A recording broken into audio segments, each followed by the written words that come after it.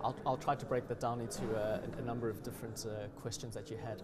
I mean, I think in terms of Kazakhstan trying to play a role as being a major financial center for Islamic finance, I think, you know, there have been a number of other centers which have demonstrated the fact that you don't need to be particularly an Islamic center to actually play a role in this industry. If you look at industries such as hubs such as London, Hong Kong, you know, you've had issuances from places like Luxembourg, Senegal, and so forth. You know, I think everyone has a role to play in the Islamic finance industry. I think Kazakhstan, given you know, where it's located and given, you know, Muslim populations in the region as well, I think certainly will have benefits in terms of trying to undertake what it's trying to undertake. So, you know, I think some of the challenges which face Kazakhstan are no different to some of the challenges we see elsewhere in the world in terms of lack of facilitating regulation and a playing field which is not necessarily level for Islamic finance and conventional finance. But I think, you know, just hearing the discussions today, I think people are cognizant of that and trying to address those issues. And, you know, the Astana International Financial Center is obviously has an important role to play in overcoming a number of those challenges as well. So I think, you know, those are some of the traditional issues for the region. I think, you know, we've also heard one of the traditional issues for Islamic finance is also a lack of talent potentially and limitations there. But, you know, all of us who are now regarded as experts in the industry, you know, started out not doing Islamic finance, and we all had to learn it at some point in time. So I don't see any reason why, you know, people can't learn about Islamic finance, especially through initiatives such as this and some of the educational programs that we've heard about. And, you know, hopefully the pool of talent in this industry in the region will grow in order to facilitate the development of the industry. I work in Dubai. It's my second time in Dubai. I spent 5 years in Dubai before moving to Hong Kong to work on Islamic finance in Hong Kong and in Asia. And I moved back to the Middle East about 3 years ago. So all in all, I've been in the Middle East for about 8 years, 3 years in Asia working on Islamic finance. Yeah, I mean, look, I don't think anyone is ever going to overtake Malaysia as, you know, the main hub for Islamic finance globally. But, you know, I think certainly the aspirations that the Astana International Financial Center and Kazakhstan has to be a regional hub is certainly an admirable one, and one which I think they'll be able to fulfill, hopefully in the near future. Сегодня региональные финансовые хабы, они существуют и на Ближнем Востоке, и в Юго-Восточной Азии. Это и Куала-Лумпур, и Дубай, и Катар, и Лондон для европейских стран. Но если говорить про страны СНГ, про Российскую Федерацию, про страны Центральной Азии, ну и даже Азербайджан и близлежащие страны, то, к сожалению, на сегодняшний день устоявшегося такого финансового центра у нас нет. Были определенные надежды на Стамбул, как на финансовый центр. Понятно, что много инвесторов сегодня там имеют свои представительства, но я думаю, сейчас экономические взаимоотношения все-таки выходят на такой уровень, когда должен быть однозначно региональный хаб. И в этом плане, конечно, инициатива Казахстана, инициатива Астаны по созданию международного финансового центра – это очень своевременная инициатива, она необходимая вещь. И, конечно, мы в рамках Евразийского экономического союза, если Москву рассматриваем как некий такой политический центр, то финансовым центром у нас рассматривается Астана в рамках общей стратегии развития отношений с азиатскими странами, с арабскими странами. Мы сегодня понимаем, что действительно и опыт работы Казахстана по тематике исламских финансов за последние, скажем так, 8 лет, 8-10 лет, и те наработки, которые сегодня появляются, и самое главное, инициатива правительства Казахстана и готовность, мне кажется, вот эти все элементы, они сошлись воедино. И сегодня, вот мы сегодня на форуме, на панельной дискуссии обсуждали то, что назваться региональным хабом, вот одного этого хватает или нет. Конечно, этого не хватает, но если говорить про сегодняшнее состояние наших рынков, именно вот стран СНГ, я думаю, даже сам факт того, что Казахстан поднял вот такой флаг, назвал себя неким финансовым центром, это уже является большим катализатором для того, чтобы появился интерес к этой инициативе.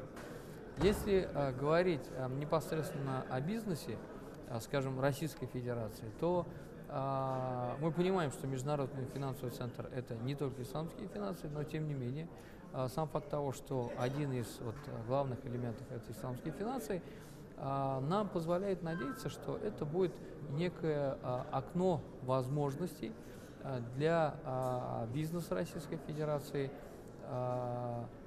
по взаимодействию с инвесторами из мусульманских стран, но и не только из мусульманских.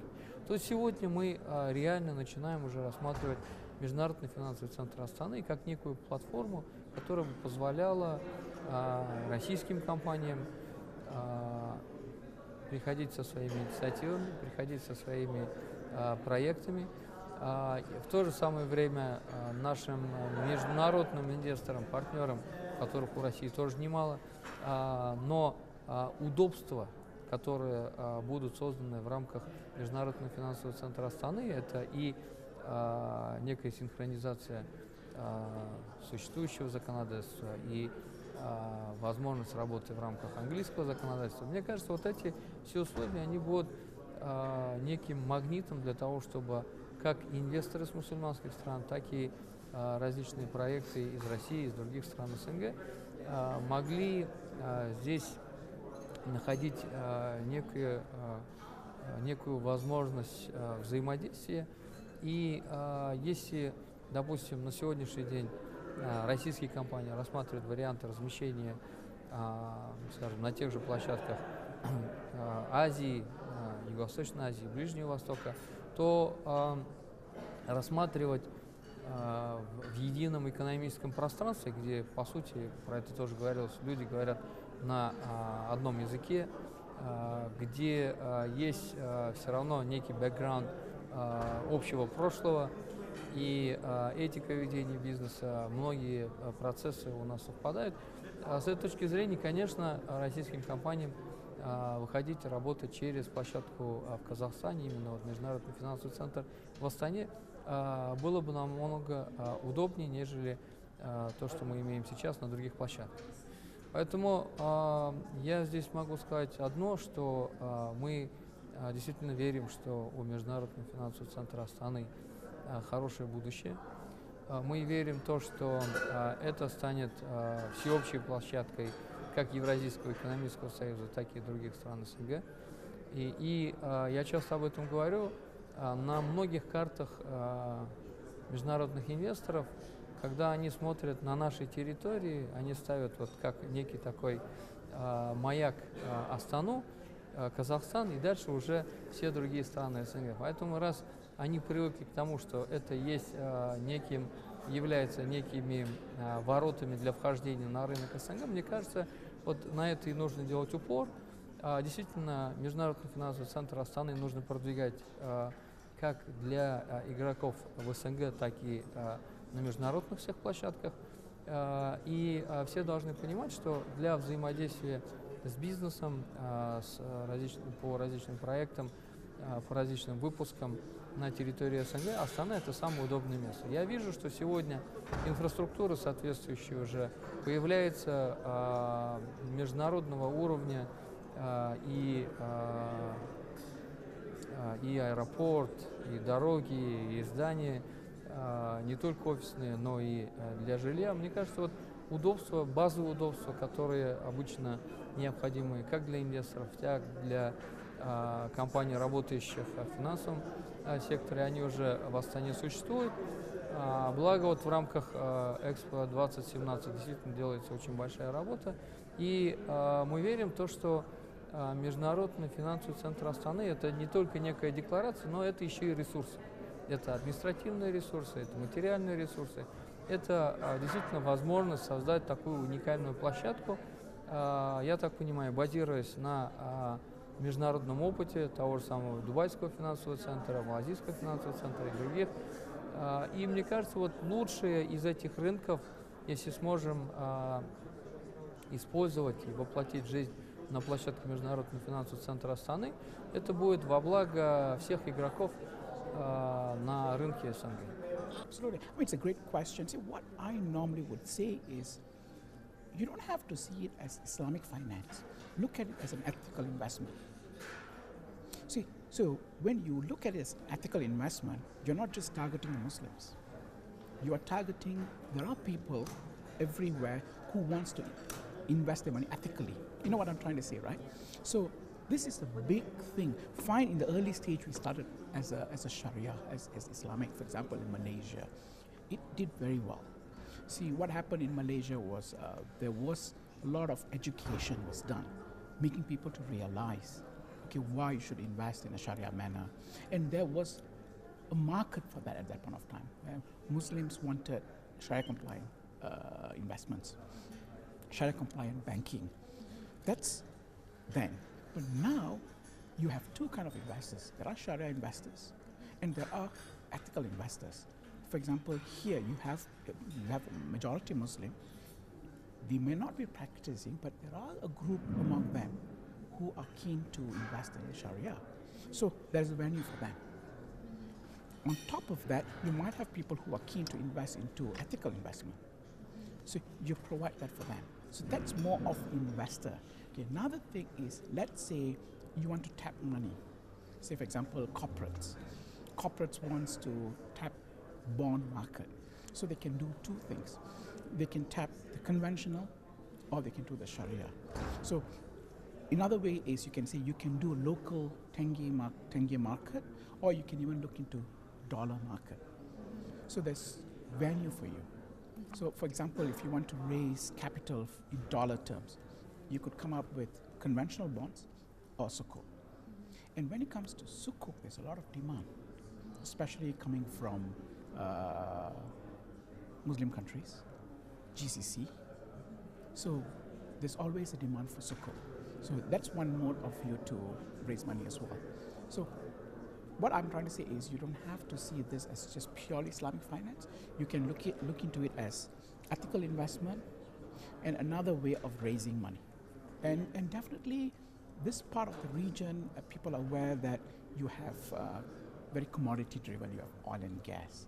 And so that gives a lot of people comfort. You know, fine, now the oil price may not be as exciting, but maybe down the road it's going to get much better. So there will be surpluses. So that kind of gives people more confidence to buy a global sukuk or even equity, Sharia equity, in this part of the region. So I think, okay, I've come to know your aspiration of AIFC and doing Islamic finance in Kazakhstan. I think coming to about 2 years. And I've seen things have, a lot of effort has been put in. And also I think the people behind AIFC, they looked at Malaysian model, they looked at Dubai model, they spoke to Qatar. So I think they have studied what's in the market, and I think they're going to do what's best for Kazakhstan's people, Kazakhstan's culture. Because there might not be one formula that fits you well. You can look into what's in the market and take the best out of it. So Malaysia had its own way of doing it. Dubai has its own way of doing it. So you could see these two ways and take what's the best for you. So I think that's the phase you are now. So instead of saying, I'm going to follow blindly, you could say, look, let me study, let me see what would work for us. Because you have this region, which is big. You have CIS, plus you have Russia. So you have massive population. I'm not talking about religion, I'm talking about population. So when it comes to finance typically goes after returns. You know, so if the returns can be good, if a sukuk can give a good return, there'll definitely be interest. For example, how we manage is, even our conventional funds buys into sukuk. So sukuk, I mean, Islamic, we can only buy sukuk, right? But the conventional buyer can buy anything. They do buy sukuk. The reason being is it's so much accepted now. The return is on par with the conventional certain bonds. So that's what I'm looking at. I don't think there's much to say what not to do. I mean, what they can do and what they're doing now is see what worked where and why. And then you do something that would work better for you. But that's the reason why you don't want to recreate the wheel. You don't want to recreate the wheel. You can already see there's a lot of models. See what is the best. As you look into the models, then you would know if that works in Kazakhstan or not. For example, you might look at certain models and say, okay, this doesn't fit us. But maybe there are one or two elements which you can pick it from there. So it's basically you have a blank paper. So you're going to draw on it. So I would say you draw something which reflects Kazakhstan and your aspiration. So you don't have to copy, but you can take a bit here, a bit there, and do it. See, like for Malaysia, if you want to undo, it's going to be very difficult because we have been doing that for the last 30 over years.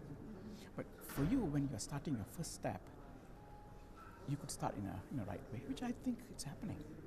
You know, you have this occasion, you know, and also the senior management of AIFC been to Malaysia. They have gone to various parts of the world, talking to leaders in the market and seeing what's the best. So I think that's the best way to do. Or another way is you just sit one corner and just do it the way you want it. So at least you're not doing it that way. That's my observation.